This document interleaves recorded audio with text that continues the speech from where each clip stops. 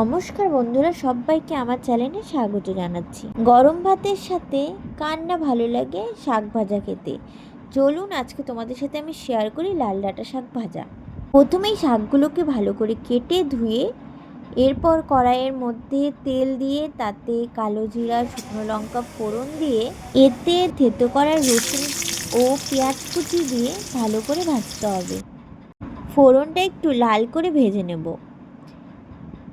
কিছুটা পরিমাণ লাল হয়ে গেলে এতে দিয়ে দেবো কুচিয়ে রাখা শাকগুলো।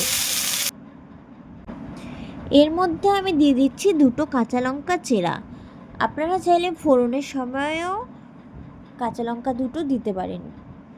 এখন ভালো করে নাড়াচাড়া করার পর এতে আমি দিয়ে দিচ্ছি পরিমাণ মতো লবণ। লবণ দিয়ে নাড়াচাড়া করার পরই আপনারা দেখবেন শাক থেকে জল ছেড়ে দিয়েছে। এরপর আমরা ওয়েট করব যতক্ষণ জল না শুকোচ্ছে। জলটা শুকিয়ে গেলে এর মধ্যে আমি দিয়ে দিচ্ছি ভেজে রাখা বাদাম।